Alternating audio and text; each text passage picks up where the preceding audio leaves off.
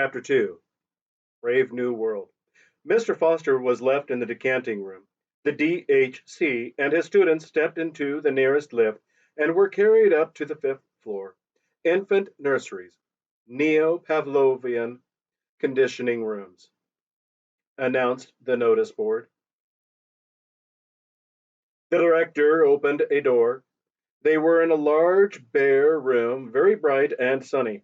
For the whole of the southern wall was a single window. Half a dozen nurses, trousered and jacketed in their regulation white viscose linen uniform, their hair aseptically hidden under white caps, were engaged in setting out bowls of roses in a long row across the floor, big bowls packed tight with blossom, thousands of petals ripe blown and silkily smooth, like the cheeks of innumerable little cherubs, but of cherubs in that bright light, not exclusively pink and Aryan, but also luminously Chinese, also Mexican, also apoplectic with too much blowing of celestial trumpets, also pale as death, pale with the posthumous whiteness of marble.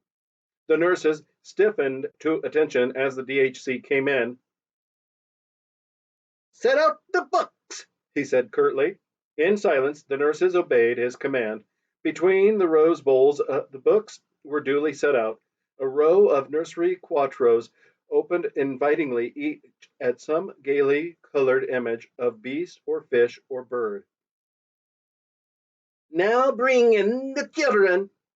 They hurried out of the room and returned in a minute or two, each pushing a kind of tall, dumb waiter laden. On all its four wired netted shelves, with 8-month-old babies, all exactly alike, a Bokanovsky group, it was evident, and all, since their caste was Delta, dressed in khaki. "Put them down on the floor." The infants were unloaded.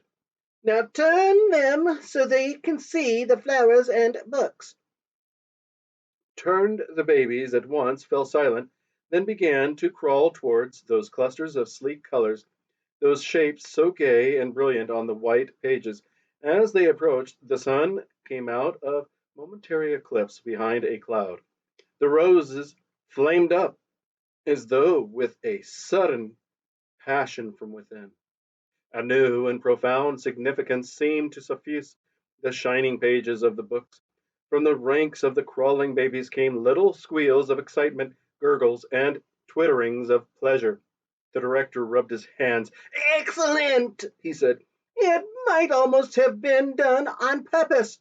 The swiftest crawlers were already at their goal. Small hands reached out uncertainly, touched, grasped, and,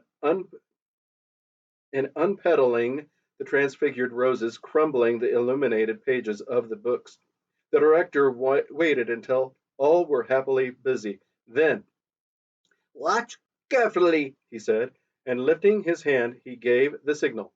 The head nurse, who was standing by a switchboard at the other end of the room, pressed down a little lever. There was a violent explosion, shriller and ever shriller. A siren shrieked.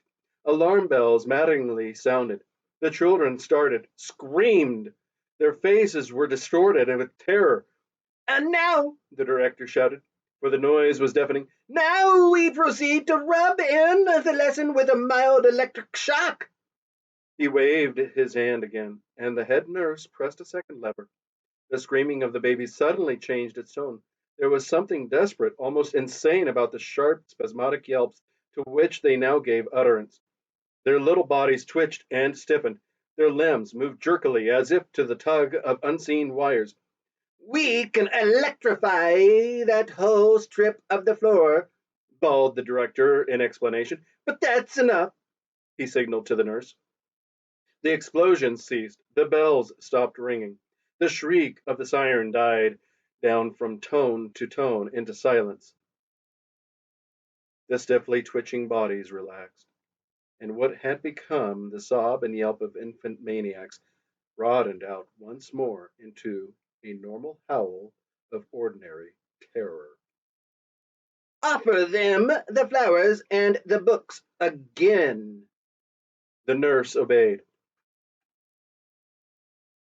But at the approach of the roses, at the mere sight of those gaily colored images of Pussy and Cock-a-doodle-doo and Ba-Ba Black Sheep, the infants shrank away in horror.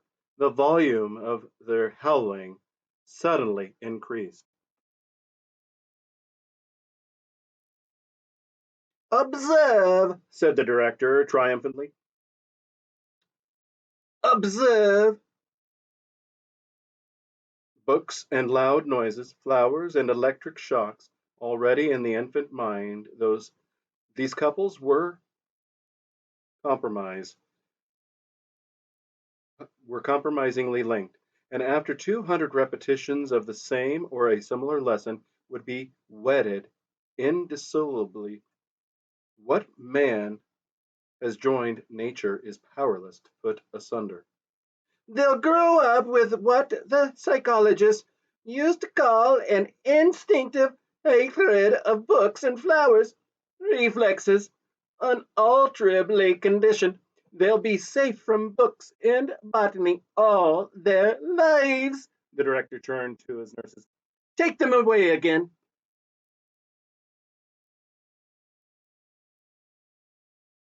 Still yelling, the khaki babies were loaded onto their dumbwaiters and wheeled out, leaving behind them the smell of sour milk and most welcome silence.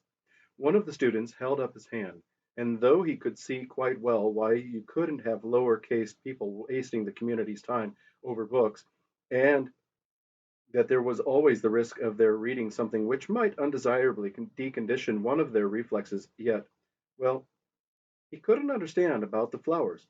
Why go to the trouble of making it psychologically impossible for deltas to like flowers? Patiently, the DHC explained. If the children were made to scream at the sight of a rose, not that was on grounds of high economic policy, not so very long ago, a century or thereabouts, gammas, deltas, and even epsilons had been conditioned to like flowers, flowers in particular, and wild nature in general. The idea was to make them want to be going out into the country at every available opportunity and so compel them to consume transport. And didn't they consume transport? Asked the student. Quite a lot, the DHC replied, but nothing else. Primroses and landscapes, he pointed out, have one grave defect. They are gratuitous. A love of nature keeps no factories busy. It was decided to abolish the love of nature at any rate among the lower classes. The love of nature at any rate among the lower classes to abolish the love of nature, but not the tendency to consume transport. For of course it was essential that they should keep on going to the country even though they hated it. The problem was to find an economically sounder reason for consuming transport than a mere affection for primroses and landscapes. It was duly found.